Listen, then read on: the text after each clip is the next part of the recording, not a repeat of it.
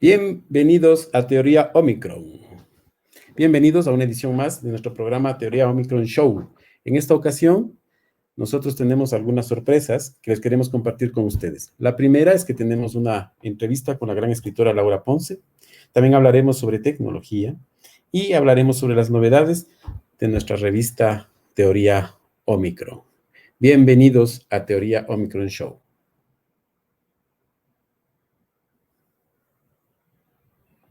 Hola Carolina, ¿cómo te va? Hola Cristian, ¿cómo estás tú? Bien, Carolina. Hoy te comento, tenemos una entrevistada muy importante, escritora de ciencia ficción, que se llama Laura Ponce, ella es de Argentina, y sé que tú le gustaste con respecto a su biografía. ¿Nos puedes comentar? Sí, así es, Cristian. Estuve un poco ahí navegando en la red y encontré información sobre Laura. Laura Ponce nació en Buenos Aires, en Argentina, en 1972, escritora y editora. Cuentos suyos han sido traducidos al francés y al inglés. Desde 2009 dirige la revista Próxima y ediciones Ayarmont, dedicados a la ciencia ficción y el género fantástico. Da talleres, cursos, charlas sobre narrativa, lectura y escritura del género. Coordinó ediciones Ayarmont, presenta ciclos de lecturas y música, organiza las tertulias de ciencia ficción y fantasías en Buenos Aires. Participa en la organización de Pórtico, encuentros de ciencia ficción. Tuvo una columna mensual en el sitio de Amazing Story, que es un sitio muy importante para la ciencia ficción, y participó del programa de radio Contragolpe. Su libro de cuentos Cosmografía Profunda se publicó en Argentina y en España. Tenemos una gran invitada, Cristian. Muy grande la invitada. Bienvenida, Laura.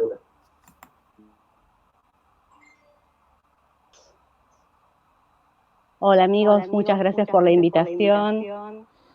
Disculpen que esté saliendo solo en sonido, pero acaba de cortar la luz en mi casa, cosas que pasan en Buenos Aires, Argentina, en épocas de pandemia, que están sucediendo bastante últimamente, así que bueno, lamento no poder acompañarlos en imagen, pero por lo menos los acompaño en voz. Gracias por la invitación. Muchas gracias por haber aceptado nuestra invitación. Siempre será un privilegio tener a una escritora de tu talento. Como has dicho tú, ¿no? Es una actitud bien de sci-fi de nuestra Sudamérica, ¿no? Que se vaya la luz y todo el tema. Parece bien ciencia ficción esto mismo nuestro programa, ¿no? Primero, para empezar nuestro programa, quiero yo preguntarte, y siempre pregunto a mis invitados algo que yo sé que todos tienen una respuesta diferente, y es, ¿qué es para ti la ciencia ficción, Laura? Para todos es diferente, todos tenemos una definición diferente, no nos hemos puesto los escritores nunca de acuerdo en esta definición. Cuéntame, ¿qué es para ti la ciencia ficción? Bueno, para mí, en principio, la ciencia ficción es sobre todo una gran herramienta. Es la posibilidad de ver el mundo de determinada manera, es una estructura de pensamiento, es pensamiento crítico, sobre todo, es una estructura racional de convivir y de aproximarse a los acontecimientos que nos rodean o de los que somos protagonistas. Lo que define la ciencia ficción como narrativa sería sobre todo la herramienta de la prospectiva, o sea, la posibilidad de especular sobre hechos futuros a partir de hechos existentes, o sea, a partir de objetos, de cosas concretas existentes en nuestro mundo, estirarlas a su máxima posibilidad, llevarlas hacia el futuro, llevarlas a condiciones en las que se muestren sus posibles desarrollos. Eso para mí es lo que define la ciencia ficción, pero eso como herramienta nos permite interrogarnos sobre todo, sobre el estado de nuestra sociedad, sobre todo es una herramienta muy política, porque está discutiendo el poder, todo el tiempo está haciendo examen sobre la sociedad en la que vivimos, cuáles son sus valores, y también muy filosófica, porque está indagando en cuál es la naturaleza humana, cuáles son nuestros verdaderos deseos y preocupaciones, anhelos, temores con respecto al futuro. Así que creo que es una gran herramienta para el pensamiento y para el cambio del mundo. No podemos construir lo que no se imagina primero. Me parece muy interesante lo que tú nos comentas sobre la ciencia ficción, me parece simpático. Pero tú me mencionaste una palabrita que es la prospectiva, ¿no? Que es la extrapolación y la ciencia ficción, que es un tema súper, que le define como género realmente a la ciencia ficción, ¿no? Desde mi perspectiva, la ciencia ficción, la prospectiva, la extrapolación es una especie de denuncia que tiene el escritor de ciencia ficción. ¿Tú qué opinas con respecto a este planteamiento? Sí, es una posibilidad súper interesante. Eh, a ver, la herramienta de denuncia como crítica social, como crítica al presente, como incluso a ver, la ciencia ficción como herramienta se puede aplicar a cualquier género narrativo, incluso a la historia, porque para eso existe la ucronía, para revisar cosas del pasado, sobre todo interrogar a cuál es la historia oficial, que la historia es una especie de consenso social respecto a algo que sucedió en el pasado. Es una construcción humana la historia. Entonces, incluso eso que parece a priori distinto o fuera del campo de la ciencia ficción, que siempre se imagina como que su campo es solo el futuro o inherentemente el futuro, al contrario, la ciencia ficción como herramienta puede intervenir en todos los géneros narrativos y en todas las preocupaciones humanas. Por eso a mí me parece tan fascinante. Y ahora, por ejemplo, en este asunto de la ciencia ficción, ¿no te parece que en este mundo pandémico, ¿no? Es una herramienta más de actualidad que decir literatura de futuro la ciencia ficción? Bueno, hace rato ya es un proceso que se está viendo, no sé, desde fin del siglo pasado, es cada vez más difícil imaginar futuros muy lejanos. Esto tiene que ver con cosas que ya se han analizado desde la sociología, desde la política, la lenta cancelación del futuro, esta idea de que es más difícil, de Jameson, por ejemplo, que cita Jameson, de que es más difícil imaginar, eh, más fácil imaginar el fin del mundo que el fin del capitalismo. Entonces, hay como ciertas eh, dificultades, digamos, que tiene nuestro tiempo para pensar el futuro. Entonces, la ciencia ficción se va de ese que era su territorio de interrogación, su banco de prueba, su lugar su objeto para la mirada, digamos, tiene que empezar a fijarse cada vez más en el presente. Cada vez más, en realidad siempre habló del presente. O sea, cuando Wells eh, escribe lo que escribe, está interrogando, cuando escribe La máquina del tiempo, está preocupado por procesos económicos y sociales que se están dando en su tiempo. No es que esté interrogando acerca del futuro. Entonces, siempre las preocupaciones son las preocupaciones presentes.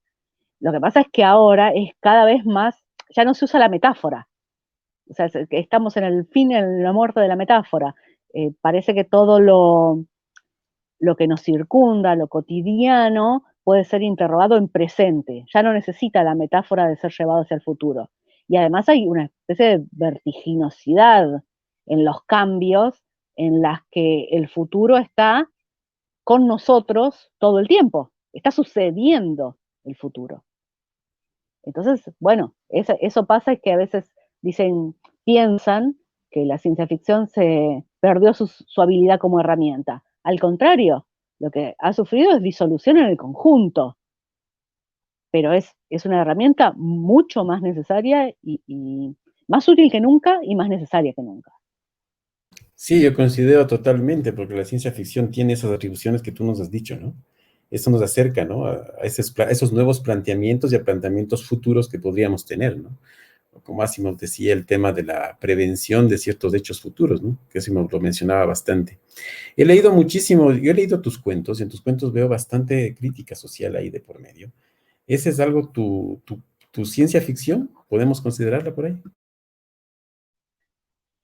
Sí, en realidad yo creo que las cosas sobre las que narro son las cosas que a mí me preocupan. Y entonces a mí me preocupa mi contexto social, son eh, textos que están situados históricamente, que están situados, están bien locados, digamos. Yo escribo desde Latinoamérica, desde mi ser latinoamericana, y, y las preocupaciones que tengo son las de presente inmediato. Obviamente uno siempre está pensando en cosas que trascienden lo inmediato, está pensando, por ejemplo, en qué nos constituye humanos, qué es la naturaleza humana, o sea, tenemos preocupaciones más grandes que lo inmediato, pero sin embargo son relatos, o lo que yo trato de escribir, o los temas que a mí me preocupan, son los temas de mi cotidianidad y que puedo entender como preocupaciones que son compartidas por todo un territorio. Entonces, sí, obviamente las preocupaciones sociales y las preocupaciones políticas están atravesando mi pensamiento. Sí, sumamente interesante. Cuando yo comencé a leer, por ejemplo, tu libro, Cosmogonía Profunda, por ejemplo, en donde nosotros estamos hablando sobre muchos temas que hablas ahí, pero en esta serie de libro de cuentos, yo lo que veo es, o percibo al menos, es una ciencia ficción que ocurre en espacios personales desde mi perspectiva. Yo alguna vez conversaba con Cristian Arenos, el editor justo de La Máquina que hace Pink, que te editó el libro en España. Yo conversaba con él acá en Quito cuando nos visitó. Y él me comentaba que justamente que él en cambio percibía que esa ciencia ficción era bastante íntima, ¿no? ¿Tú lo hiciste con esa intención o lo fuiste descubriendo en el camino? Bueno, a mí lo que me pasó con la literatura, lo que me pasa todavía con la literatura y con la escritura, es que me permite descubrir cosas de mí misma. O sea, yo en general no empiezo a escribir con un plan. O sea, hay un tema que me preocupa, o hay algún disparador, o a veces puede ser algo mínimo, una canción, una palabra, una imagen, y a partir de ahí yo empiezo a tirar como de un violín. Entonces, no es que yo digo, bueno, voy a hablar de, no sé, enfrentamiento o lucha de clases. En realidad surge cuando estoy narrando. O sea, cuando empecé a escribir la historia del prisionero, por ejemplo, lo que me preocupaba era la memoria, la forma en que está ligada la identidad a nuestra percepción del pasado, por ejemplo. Y después se fue dando un relato en el que se termina cuestionando la represión, se termina cuestionando los poderes totalitarios, las situaciones en las que a veces se encuentran las personas que están en territorios ocupados. Y eso se terminó dando mientras lo escribía. Entonces, son preocupaciones que yo tengo, pero no a priori eh, me propongo ponerlas en el texto o ponerlas en un retrato. El único cuento que tiene más claramente eso es Paulina, en el que me preocupó una noticia que en su momento surgió, que era que la ciudad de Buenos Aires, que es el Distrito Federal en Argentina, eh, quería, eh, quería aprobar una normativa por la que en los hospitales de la ciudad de Buenos Aires no se iba a poder atender nadie que no viviera en la ciudad de Buenos Aires. Entonces yo empecé a pensar en esto, que me enojó mucho esa noticia, y entonces sí tenía algo concreto, pensé en este personaje yendo a trabajar, en qué significaba ese límite territorial de entrar de la provincia de Buenos Aires a la capital, a la ciudad de Buenos Aires. Y ahí sí tenía algo más claro que quería decir con respecto a un conflicto concreto. Pero fíjate cómo son las cosas, que hoy lo charlaba con un amigo, eh, que ese cuento fue escrito hará unos 10 años, quizás un poquito más, y aún tratando de imaginar esa situación futura, tratando de hacer una perspectiva hacia dónde podía llevar ese tipo de normativas, ese tipo de voluntad de cerrar la frontera, eh, hoy me encuentro con una situación casi inversa. Ahora, dado las condiciones de la cuarentena y la pandemia, no se puede, salvo teniendo permisos muy particulares, cruzar desde la provincia de Buenos Aires al Distrito Federal. De algún modo, de una forma en la que no es exacto lo que yo había imaginado, esto se ha invertido. O sea, ya la ciudad de Buenos Aires no, la gente de la ciudad de Buenos Aires no puede entrar a provincia y la gente de provincia no puede entrar a capital. Ese límite territorial, la General Paz, se ha vuelto una especie de retén de frontera. Así que fíjate cómo la realidad a veces supera lo que escribimos pensando que la llevamos al límite.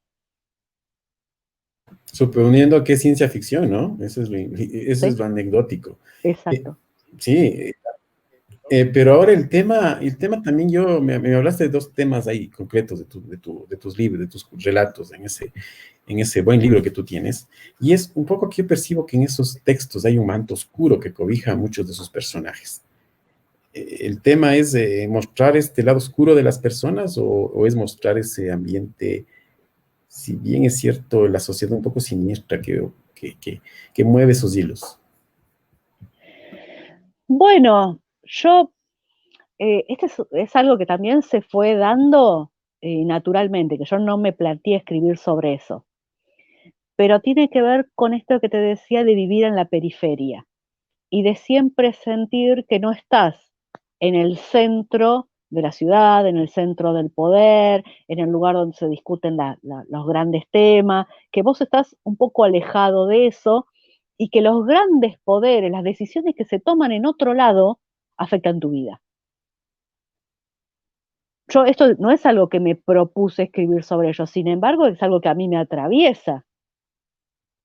Entonces, que termina estando presente en lo que escribo. O sea, indistintamente termina estando ahí, ¿no? O sea, como tú mismo lo dices, ¿no? Termina Claro, estando presente, ¿no? O sea, sí, ¿no? O sea, ese manto oscuro, ese halo oscuro que yo lo sentía, termina estando oscuro porque es la condición humana, ¿no? Eso es interesante. Eso es yo creo que interesante. es algo que tiene que ver o apela o está hablando de, en el sentido de los personajes, perdón, en el sentido de los personajes, que hay algo oscuro, pero no en el sentido de solamente o simplemente de malvado, sino algo oscuro en el sentido de desconocido, algo que está más allá de lo que incluso conocemos de nosotros mismos, menos en otras personas, pero aparte también en esta sensación como de poder oscuro, de un poder en el que no está claro quién toma esas decisiones que terminan afectándote. El poder de las multinacionales, el poder de los medios de comunicación, el poder de gente cuyo nombre no es el que está en la política, por ejemplo. El verdadero poder está detrás de eso. El otro es un poder transitorio. El poder real, el poder continuo es el poder político, perdón, el poder económico.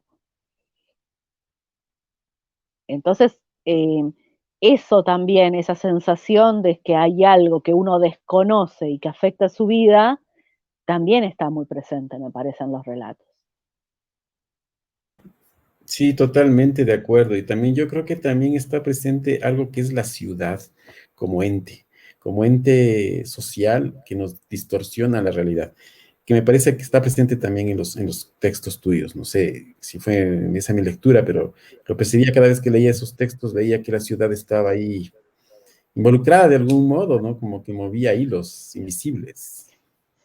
Bueno, de algún modo yo siento que eso, que ahora, por ejemplo, caracteriza al queer, que es un género que me interesa mucho en este momento, tiene que ver con la ciudad como dispositivo, como lugar en el que vivimos, pero que nos vive también. Lugar que tiene sus propias reglas, como, no sé, en el medioevo pudo haber sido el bosque. Son espacios que tienen su propia energía interna, digamos, y que a nosotros nos condicionan continuamente, viviendo en esa ciudad, como siguiendo patrones, como sintonizándonos con una especie de música que está de fondo y que genera la propia ciudad como organismo vivo. Eso me interesa mucho.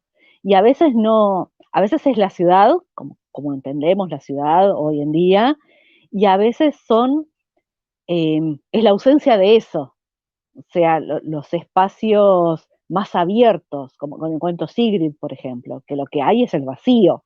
Entonces, nosotros lo sentimos extraño, ¿por qué? Porque somos personas de la ciudad. Por eso sentimos esos espacios como más enajenantes, como más que nos da hasta vértigo ese espacio abierto. Entonces, la ciudad como presencia y la ciudad también como ausencia, como vacío. Buenísimo, me parece muy bien. A nuestros amigos igual que nos siguen a través de las redes, igual al final tenemos el espacio para que Laura nos pueda contestar a las preguntas que están planteando ahorita en las redes. Queríamos un poco también, sé que tú también tienes tu actividad editorial, como editora, y también sí me gustaría saber cómo ves la actual ciencia ficción argentina tú.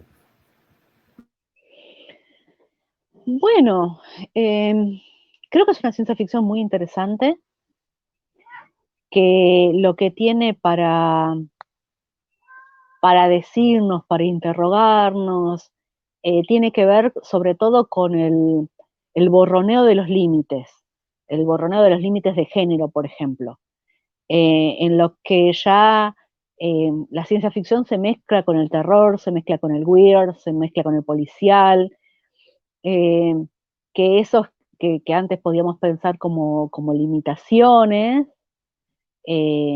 o como, a ver, compartimientos estancos, compartimientos rígidos, ya no existe eso de esa manera. La ciencia ficción, sobre todo es una ciencia que se está escribiendo ahora, es una ciencia ficción muy orgánica y que es muy locada, o sea, tiene mucho que ver con nuestra, primero los vínculos con, con la, em, con la tradición literaria argentina, con el fantástico, con el gótico argentino, con el gótico rioplatense sobre todo, tiene mucha relación con eso. Así que me parece que no conviene pensarla, no es que no la podamos pensar, no conviene pensarla como algo que, que es distinto a un canon específico. Se parece cada vez más, o sea, si uno busca hoy ciencia ficción argentina y va a la librería a buscarla, la encuentra en el estante de Nueva Narrativa. En el estante de ciencia ficción está Asimov. En el mejor de los casos está Lem. Si uno quiere, y no te digo latinoamericanos, porque es muy difícil por ahí conseguir latinoamericanos acá en Argentina, escritores latinoamericanos me refiero. Eh, hay escritores y escritoras argentinas escribiendo ciencia ficción van a estar más en el estante de nueva literatura argentina, por ejemplo, nueva narrativa. Y son cada vez más, como más difíciles de clasificar únicamente en la rigidez eh, de ciertas definiciones que me parece que ya van quedando cada vez más de modé, cada vez más antiguas. Sí, ¿no? Sí, lo que tú dices es cierto, ¿no? O sea, al final, todavía en América Latina, todavía el concepto ciencia ficción todavía no ha permeado en las clases, ¿no? Y eso es algo que se ve frecuentemente. Con respecto a esta ciencia ficción que nos comentas, ¿cómo avanza esta ciencia ficción escrita por mujeres? O sea, acá sí, acá conocemos, por ejemplo, a Ángela Gorodischer, que es como un ícono en la ciencia ficción argentina, pero ¿qué más autoras manejan este género? Bueno, Angélica Gorodischer es una de las tres madres de la ciencia ficción en castellano, junto con Elia Barceló y Daina Chaviano, una española y la otra cubana.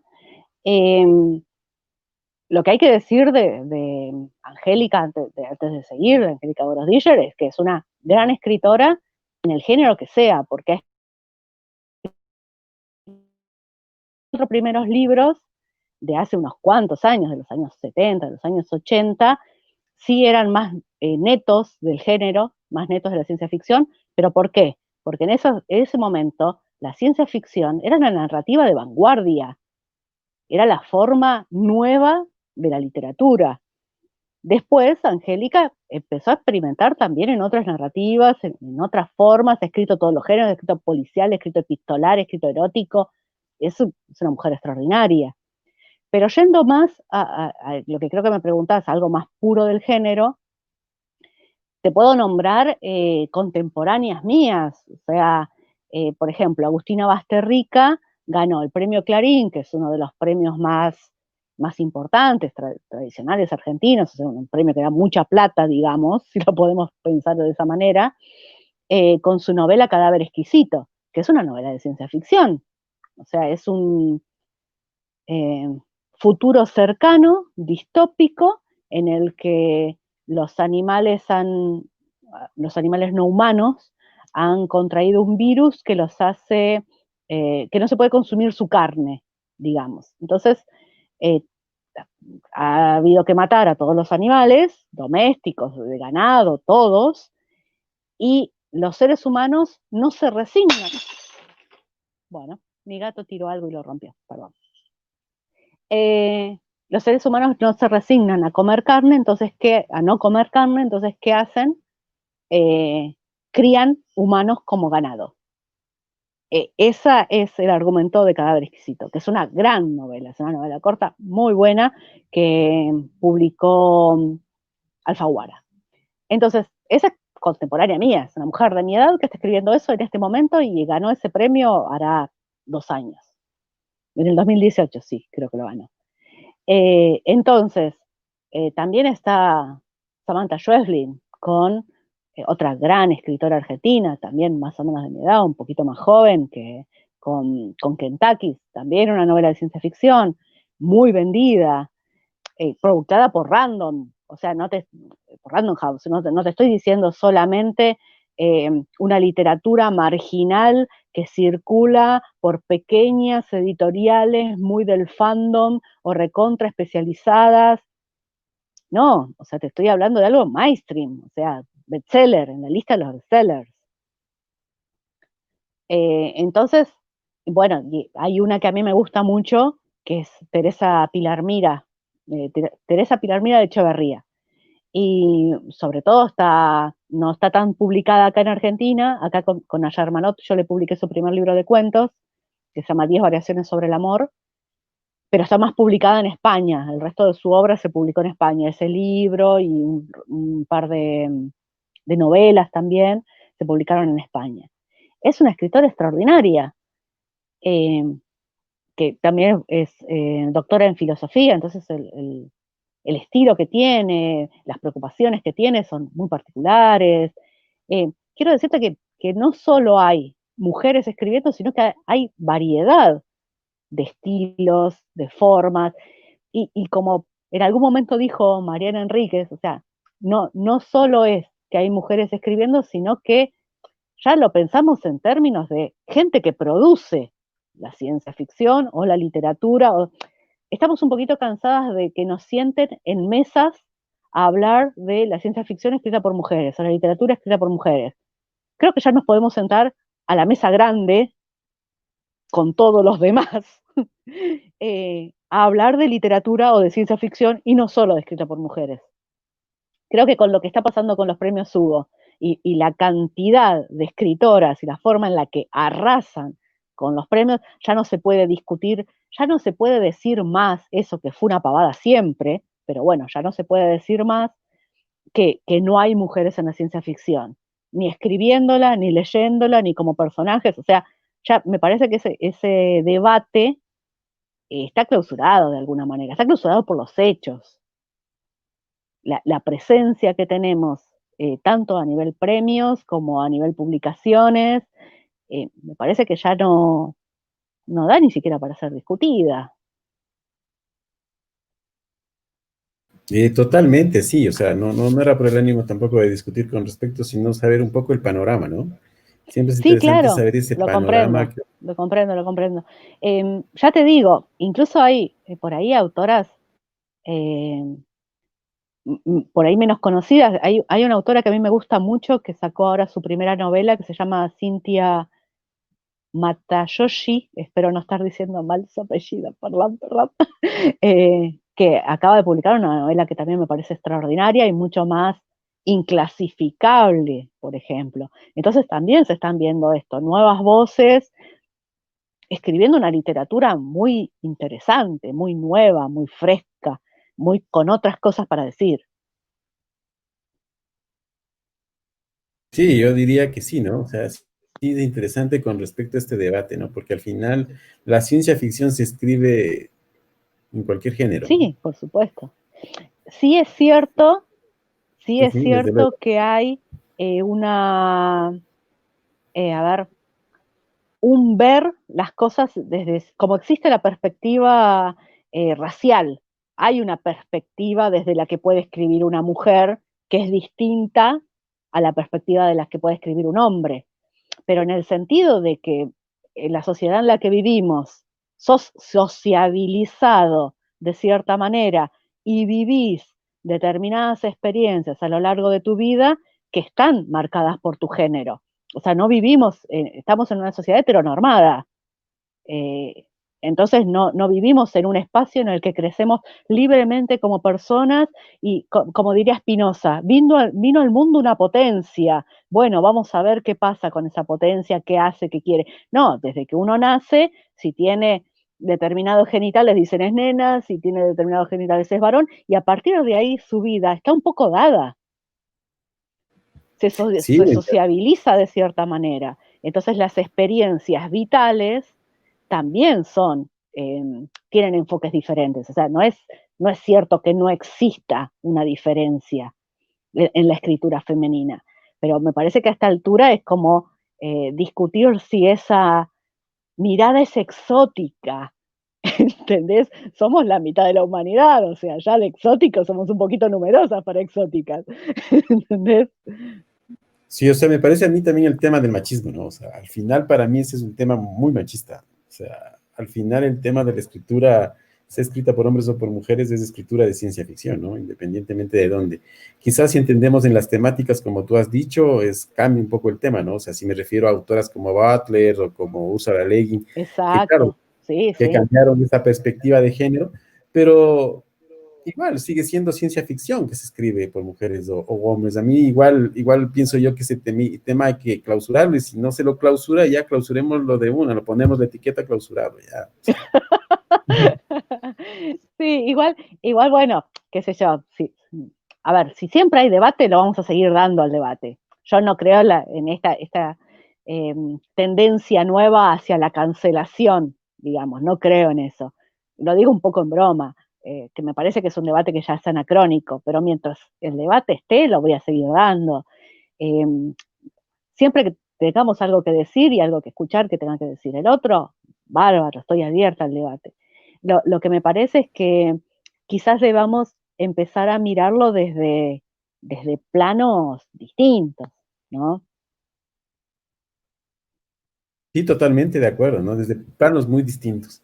Otra de las cosas muy interesantes contigo es la revista Próxima. ¿Qué nos puedes contar de Próxima? ¿Qué nos espera en las próximas ediciones de tu revista? Bueno, Próxima es un hermoso proyecto que estoy llevando adelante desde el año 2009. Es una revista que ha publicado autores argentinos y latinoamericanos, también españoles, eh, autores y autoras. Y a lo largo de 11 años, porque completamos en diciembre del año pasado, del 2019, completamos 11 años ininterrumpidos de publicación trimestral muy puntual, o tan puntual como se pudo, completamos los 44 números, y a partir de ese número doble, que salió en diciembre, lástima que me quedé sin luz porque se los mostraba, eh, ese número doble, el 43-44, con el que cerramos el año pasado, es el último número que va a salir en papel. Pero la idea es continuar con el proyecto. Primero, todo lo que se publicó en la revista a lo largo de esos 11 años está disponible en la web de Próxima para descarga gratuita.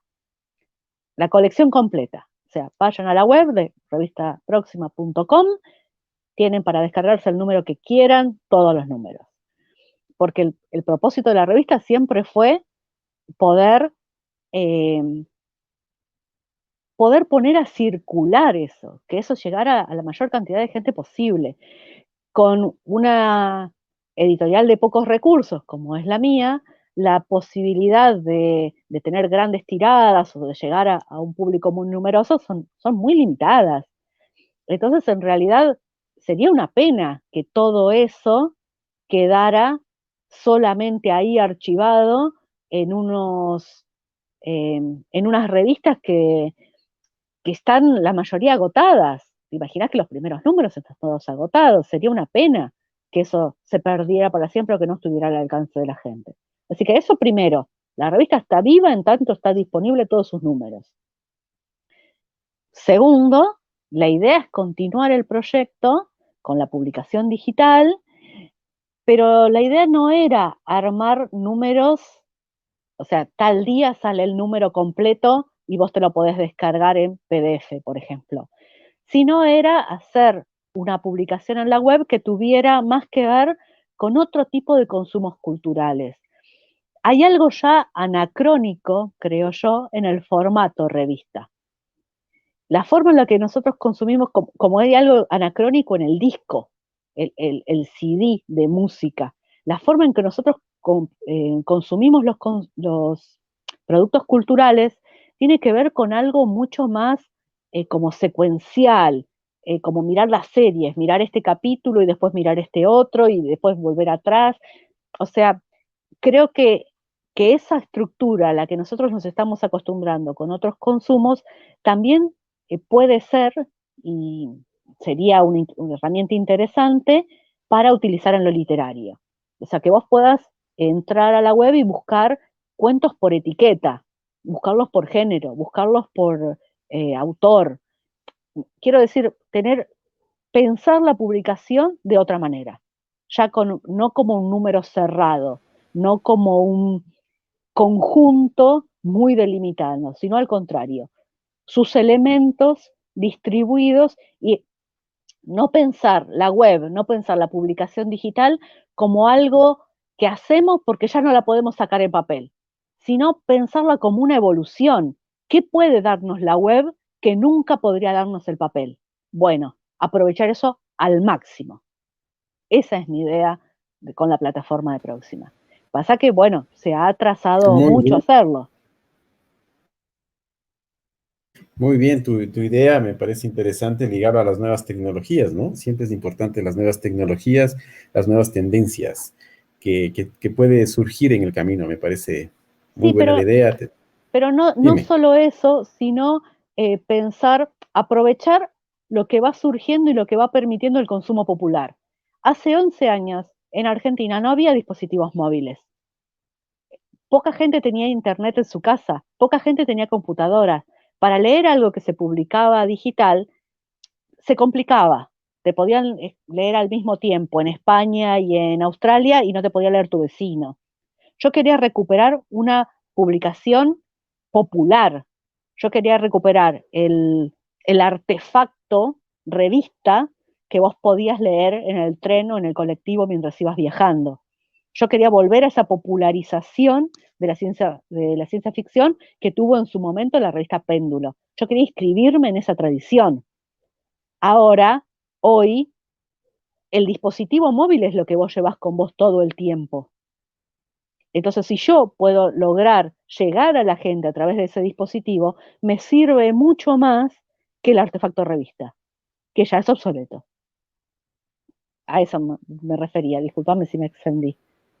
Sí, no, no, sí, perfecto, me parece muy bien, gracias por la aclaración y me parece bien, ¿no? O sea, la contemporaneidad tiene que ir siempre de la mano, incluso de la misma publicación de ciencia ficción, ¿no? No Exacto, puede, sí, no puede ser algo anacrónico si estás publicando ciencia ficción.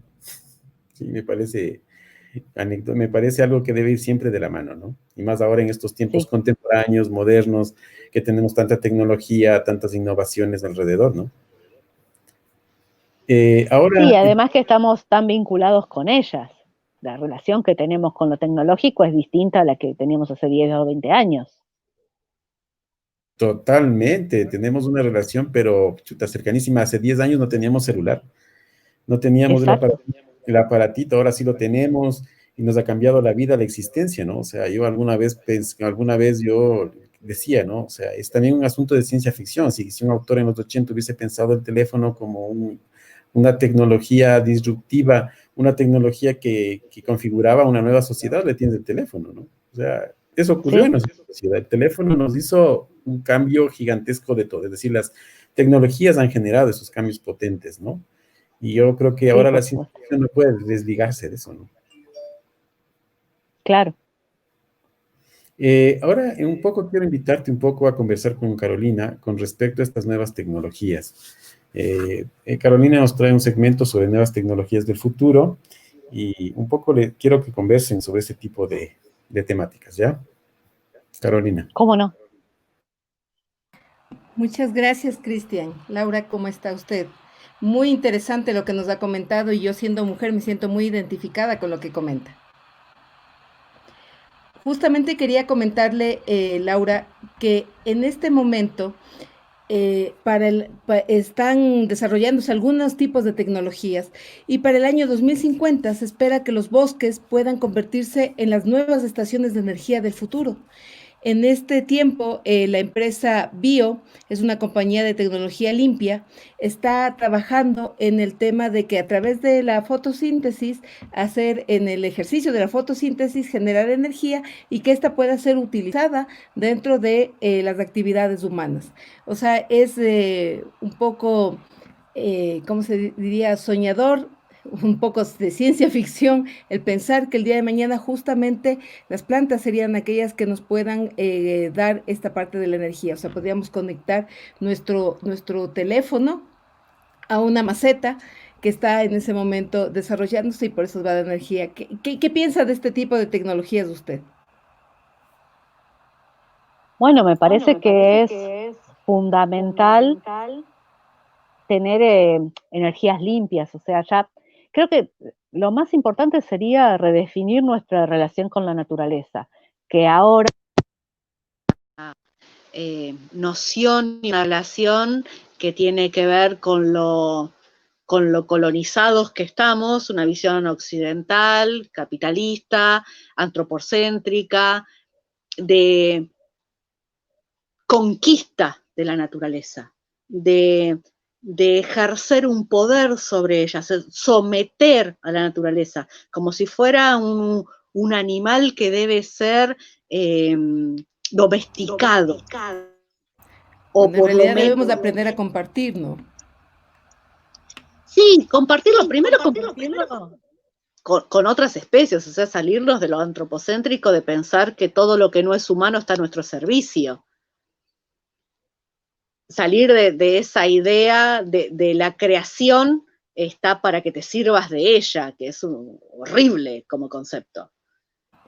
Eso Justamente, en primera instancia. claro que sí. Y en esa parte, esta nueva tecnología, lo que creo que sería importante poner en el tapete de la conversación y de la discusión, es justamente que el sentido no es empezar a llevarnos, ¿cómo se dice?, a sustraer estos mal llamados servicios, ¿no? Que sería la fotosíntesis y la energía, sino poder entender cómo nosotros podemos convivir en conjunto y que estas nuevas tecnologías permiten que nuestra vida se desarrolle de forma, ¿cómo se dice?, en equilibrio de los ecosistemas, porque las ciudades salen fuera de estas lógicas de la naturaleza y justamente por eso tenemos todos los problemas que generamos dentro de las grandes urbes, ¿no?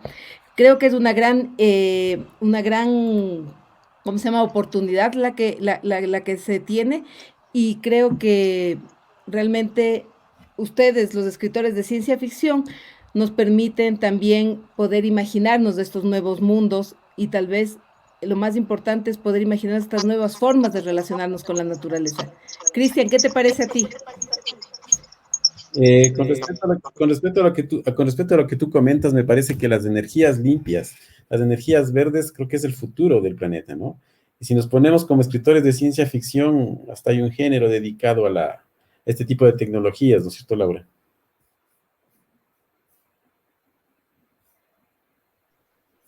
Sí, así es el solar punk, por ejemplo.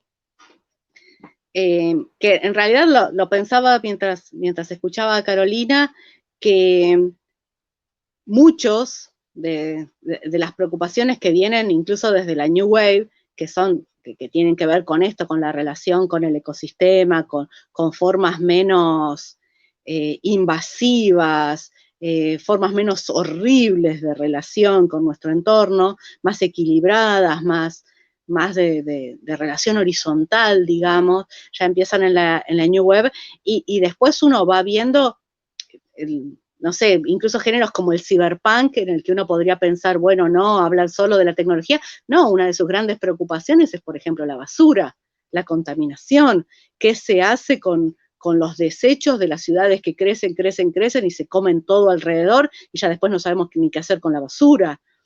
Entonces, creo que esas preocupaciones están desde hace mucho en la ciencia ficción y si las pensamos, no sé, al mismo tiempo que el cyberpunk, aparece el steampunk y lo que se ve son ese hollín que contamina todo, con tecnologías que son, bueno, anacrónicas en este momento, pero hay una preocupación, hay una novela de Diony Arroyos, un escritor español que, se me fue el nombre, algo de la luz, cuando desaparezca la luz, cuando se va la luz, que tiene esto, o sea, un espacio hipercontaminado, entonces preocupaciones respecto a eso, qué desechos nos va dejando la tecnología, qué desechos nos va dejando el presunto progreso, y son preocupaciones que ya se corren desde de la ciencia ficción positivista del principio, en el que se pensaba que la ciencia o la tecnología solo iban a traer cosas buenas. O sea, ya se empieza a cuestionar todo eso. Y hay cada vez más preocupaciones en torno a, además, se vuelven acuciantes, o sea, se vuelven cuestiones de vida o muerte para las sociedades que tenemos en este momento, poder relacionarnos de otra manera con los ecosistemas, no solo en cómo obtener energía limpia. En Argentina en este momento tenemos muchísimos problemas con los agrotóxicos. La cuenca de la provincia de Entre Ríos, por ejemplo, una de las zonas más ricas de la pampa húmeda, tradicionalmente se cultivaba arroz, por ejemplo. Bueno, el monocultivo de la soja ha invadido todo y los agrotóxicos han filtrado y hay gran cantidad de zonas que tienen las napas de agua. Todo eso que se ve en el principio de la película Interestelar, de suelos que están desertificados, eso está dentro de 10 minutos en el futuro. Nuestra pampa húmeda. ¿Qué está pasando? Estamos viviéndolo. Sí, eso justamente es lo que estamos viviendo, y si no lo revertimos ya, pero no es algo que va a pasar dentro de 10, 15, 20 años. Ya hay que recuperar zonas, porque la gente se está muriendo por la fumigación, por la contaminación en el agua, y porque a eso a nadie le importa, porque a los pobres nadie les importa, mientras haya toneladas de soja que se puedan vender. Entonces hay cuestiones que tienen que ver con lo climático y con lo social y con lo político. Así es, Laura, es un tema sumamente importante. Laura, quería en este momento indicarle que tenemos algunas preguntas de parte del público que nos está este momento viendo, y quería indicarle, tenemos una pregunta de Leonardo Espinosa Benavides. Él dice lo siguiente: fascinante lo que dice Laura, porque se vive en el día a día. Es más fácil imaginar el fin del mundo que el fin del capitalismo. Siempre he tenido esa inquietud. ¿Cómo pudo aquel sistema integrarse a tal punto de hacerse en la mayoría vinculante a modo de cosmovisión? ¿Qué opina Laura? ¿Cómo podría terminar el capitalismo? Bueno, es una pregunta muy, muy difícil de responder. Muy difícil de responder.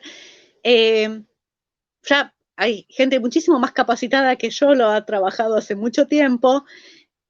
Lo que yo puedo ver en este momento es que el capitalismo también está sufriendo un proceso de desgaste, no está en su mejor momento. En este momento vivimos en un capitalismo tardío, por ejemplo, en el que se suponía, bueno, al principio de la pandemia, la gente decía, bueno, este es el fin del capitalismo. La verdad, los que dicen eso probablemente no conocen nada del capitalismo.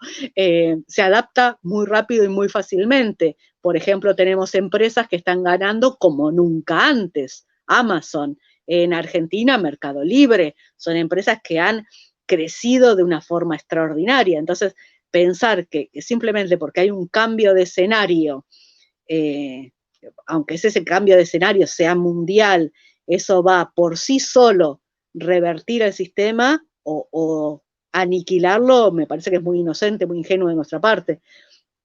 Sí creo que hay posibilidades de aproximación, posibilidades de hackeo, de pensar lo poshumano, de pensar un postcapitalismo, de pensar opciones. Creo que se pone muy en evidencia todas las deficiencias del capitalismo en este momento, su desigualdad, el hecho de que ha descuidado espacios como el de la salud y con eso ha condenado a países enteros. O sea, creo que se pone como nunca de relieve sus características más horrendas y menos humanas. Sin embargo, está en qué hagamos nosotros con eso, cómo nosotros generemos pequeñas economías, cómo generemos cooperativas, cómo nosotros revirtamos. En Latinoamérica tenemos mucho más espacio, quizás para eso, que en otros países llamados más ricos o llamados como los más evolucionados, digamos, económicamente. Así es, los más desarrollados. Paula Irupé le dice lo siguiente: hablamos del oscuro como distopía o como complemento de lo luminoso racional. Bueno, las dos cosas. En ese sentido, como ella lo dice, como complemento de lo luminoso, pienso en la mano izquierda de la oscuridad, de la novela de Úrsula K. Le Guin. Pienso en que todo, tenemos que pensar más en equilibrios que necesitan incorporar partes, que necesitan tanto lo luminoso como lo oscuro en nosotros mismos. Pensarnos en términos solo luminosos, solo racionales, me hace pensar en el Dr. Jekyll y Mr. Hyde. O sea, el Dr. Jekyll, su ambición era sacar lo malo de sí mismo, expulsarlo hacia ese otro ser. Lo único que logra es desdoblarse. Creo que lo mejor que podemos tratar de hacer es vivir en armonía, tener ciertos acuerdos con todas nuestras facetas. Y la sociedad, a ver, también pensar esto solo en términos de distopía no nos ayuda tampoco. Creo que es esto, es abrazar nuestras propias oscuridades, lograr cambios y equilibrios internos y a partir de eso construir nuevas formas sociales. Muchas gracias, Laura. Eh, Ahora quería preguntarte, Cristian, ¿qué tenemos para la revista en esta semana? Bueno, Laura, te invito un poco a que veas con respecto al tema de lo que sucede en esta vez en la revista, lo que vamos publicando nosotros justamente durante esta semana. Nosotros tenemos una forma bastante particular de revista, ¿no? En nuestra revista esta semana nosotros tenemos varias situaciones en la revista, como por ejemplo, tenemos un texto de Marcos Fabián Cortés, que nos da sobre Dark Crystal, el mundo fantástico, que habla sobre esta película Dark Crystal de Jim Henson. También estamos publicando un poema de Antonio Mora Vélez, que es Estrella. En esta semana también publicamos un texto del Fin de Guillermo Muñoz, un autor mexicano que nos comparte su texto. También un texto con La piel de José Luis Marcos, que también fue un texto de un autor español, y también un artículo académico sobre narrativa fantástica en el siglo XX, que hace unas reseñas sobre las narrativas peruanas. Eso es lo que hemos visto nosotros ahora con respecto a esta semana. Estas son las novedades que tuvimos esta semana en Teoría Omicron. Siempre para ustedes, siempre recuerden, los que están así, que pueden colaborar con nuestra revista Teoría Omicron en cada 2 meses que hacemos el llamado, o normalmente se puede colaborar con Teoría Omicron. Estos son nuestras novedades durante esta semana. Estamos despidiendo ya el programa Teoría Omicron Show. Te agradecemos, Laura, por tu colaboración. Te damos las gracias enormemente por haber estado con nosotros. Tus últimas palabras, Laura.